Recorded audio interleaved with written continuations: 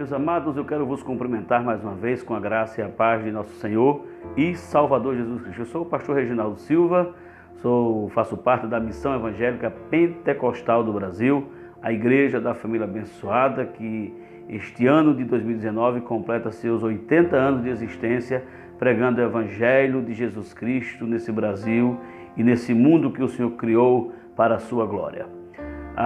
O texto que a gente leu no último vídeo foi Lucas capítulo 11, o versículo 1, que diz: Estava Jesus em certo lugar orando e quando acabou, disse-lhe um dos seus discípulos: Senhor, ensina-nos a orar. E nós mostramos para os irmãos como foi interessante a atitude desse discípulo de pedir a Jesus que o ensinasse a orar. Já visto que Jesus fazia tantas coisas, realizava tantos milagres, mas eles perceberam que a oração era algo muito importante na vida de Jesus. E eu quero continuar compartilhando com você hoje, do texto de Lucas, capítulo 3, e o versículo 21, que diz assim: Quando todo o povo fora batizado, tendo Jesus sido também batizado, e estando ele a orar, veja que a oração fazia parte da vida de Jesus.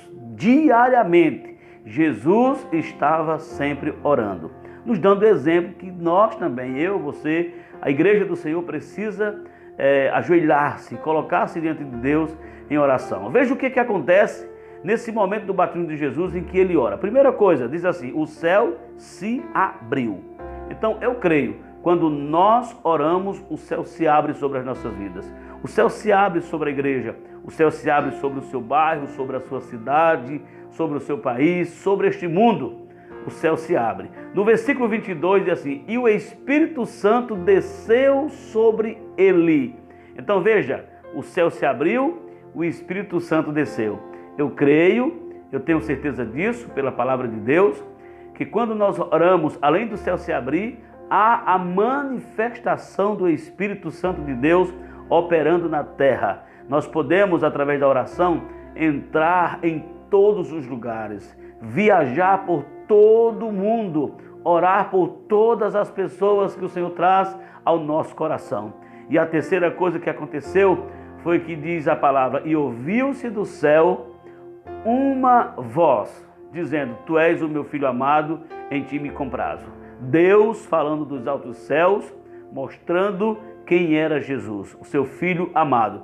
Então, três coisas aconteceram nessa oração. Primeiro, o céu se abriu. Segundo, o Espírito Santo desceu, o Espírito de Deus se manifestou. Terceiro, Deus falou. É exatamente isso que acontece quando a gente ora. O céu se abre, há a manifestação do Espírito de Deus agindo através da nossa oração. Seu poder abençoando, transformando vidas, quebrando corações, entrando em lares destruídos e restaurando, restituindo aquilo que foi perdido. E em terceiro lugar, eu creio que quando nós oramos, a oração ela não é um monólogo, ela é um diálogo. Deus fala conosco.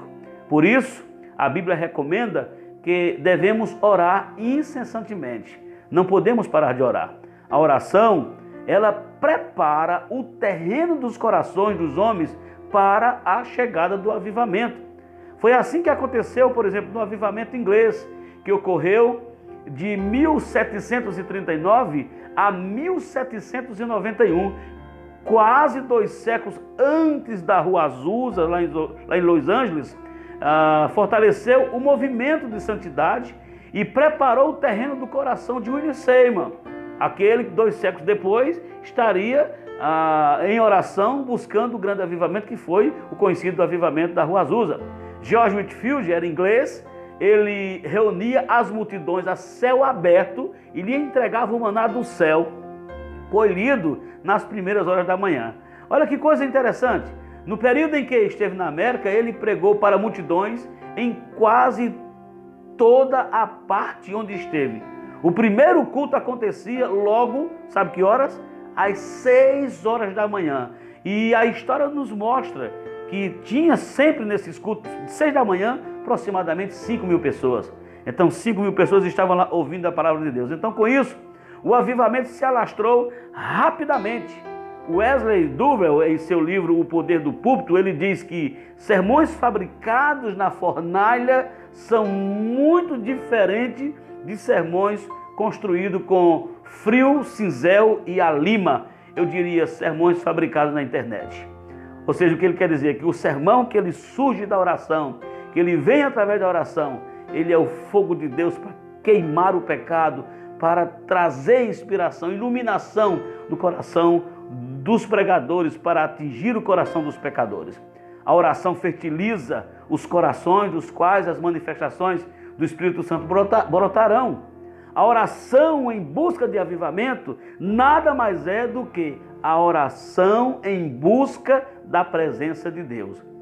Existe alguma coisa nesse mundo melhor do que a presença de Deus? Claro que não. É precioso nós estarmos buscando o Senhor. É a oração que flui de corações sedentos, que anseia por mais de Deus. A oração, sem sombra de dúvidas, é a atividade mais sublime da alma humana. O ser humano alcança o seu melhor e o patamar mais alto quando de joelhos ele fica face a face com Deus. Foi assim no passado, foi assim com Jesus, foi assim com os apóstolos, foi assim com a igreja primitiva e não pode ser diferente comigo e com você na igreja hoje. Então vamos orar, vamos clamar a Deus, vamos levantar cedo como Jesus fazia, alta madrugada. Marcos capítulo 1, versículo 35, diz que ele levantava alta madrugada e ia para um deserto orar.